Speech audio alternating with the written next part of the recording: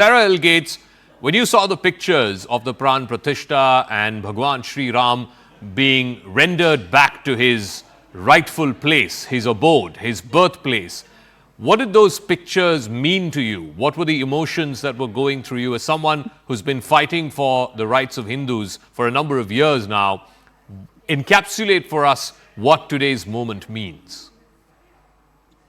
Well, from a personal perspective, I just felt just incredible bhakti and devotion. And I think that other commentators have been able to, I think, raise this point about the emotions and the feeling of unity that this has brought to the community, the Hindu community worldwide. And bhakti is that uniting power in the heart, which guides humanity forward into that direction which Ram is going to lead us. And I think that's what Modi ji was talking about when he said that it has an impact of 1,000 years. We're at a time now when science and spirituality are really coming together, and this awakening of consciousness. And, you know, with the innocence and the purity of this child, who's also a warrior for Dharma, like it's just got all of the facets that I think are uplifting, inspiring, and will bring us together, because you can't help but love this divine being, and love is the uniting force. So that's my hope. That was my impression from the experience. Sadhvi Bhagwati Saraswati, you know, one of the things that the Prime Minister said, and I'm sure this will now be studied, it'll of course, it's already gone viral, about how Ram is not igniting a fire, but he's an urja, he's an infusion of energy. Ram is not a dispute, but he is the resolution. How do those comments speak to what has been a contested, disputed history over the last 500 years, and this civilizational reclaiming and the rendering back of one of the holiest, most revered gods here in India back to his abode, back to his birthplace? So it's been really interesting and so beautiful for me, because originally, of course, I come from America, come from Los Angeles, from Hollywood. By God's grace, I was brought to the Himalayas, to Rishikesh, to the banks of Mother Ganga, almost 30 years ago, and I've been living in Rishikesh since. And yet now, coincidentally, I happen to be in New York City at the time of this event. And last night, this morning, India time, I had the beautiful blessing of being in Times Square, surrounded by the Indian community, by the Hindu community of New York, of New Jersey, from so many places, gathering in Times Square together, celebrating this extraordinary event. And yes, for 500 years, we have waited. But what's so beautiful is the structure was destroyed 500 years ago, but the spirit of the people was never destroyed. That bhakti ki shakti, that devotion, that love, that piety has not only stayed strong, but has grown and has grown and has grown. And today, this inauguration is not only the inauguration of a Ram Mandir, it's the inauguration of a Rashtra Mandir. And this message of Bhagwan Ram is this message of our Bharatiya Sanskriti, which is the solution. It is the samadhan to all of that we're facing in the world.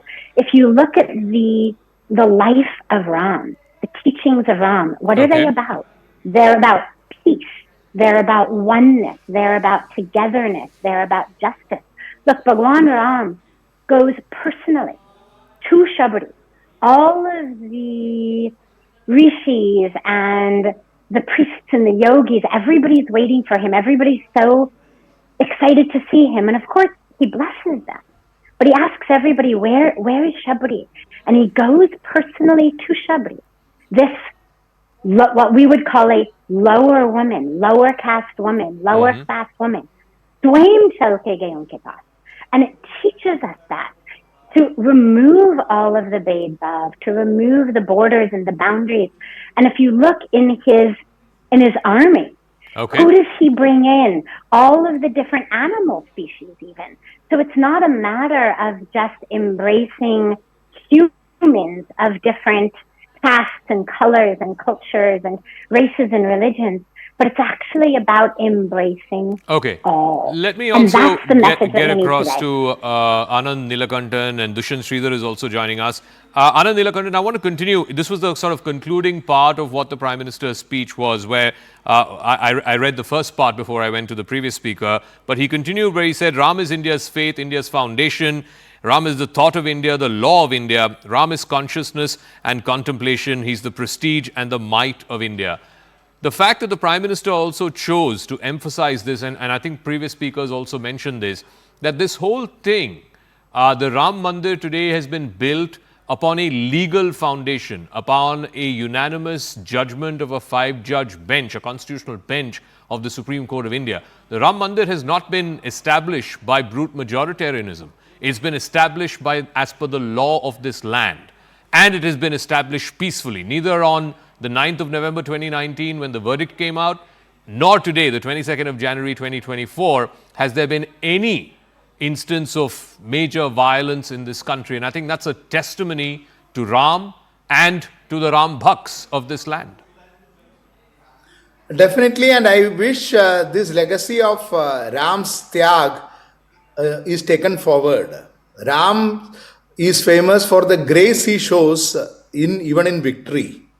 Even after the Ram Ravan war, the grace he shows after the victory, he doesn't take even a grain of sand from Lanka. By right of conquest, it belonged to him, but he goes back. He is the one who had given up his kingdom for the Maryada of his father, for the word of his father. Let the spirit of Ram continue to unite us all, and let there be whatever had happened in the past. Now a legal resolution has been found through, not through violence, but through the law, but through the civilizational strength of this great country. Let us start rebuilding the society again. If at all any wounds are there, that has to be healed in the name of Ram, and let this be a new beginning in the civilizational journey of this country is what I wish for. Dushyant Sridhar, you know, the aspiration, and this is what Ram stood for, the aspiration for any nation state, any civilizational state is Ram Rajya, where everyone is treated as equal. Mahatma Gandhi talked about Ram Rajya. Today the Prime Minister talked about Ram Rajya.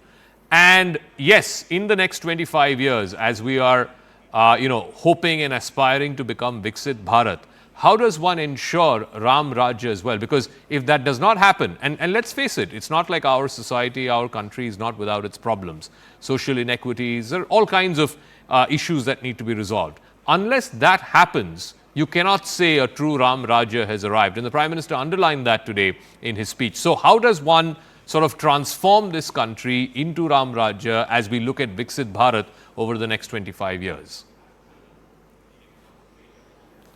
Namaskaram Zaka, and namaskaram to all my fellow panelists and to the viewers.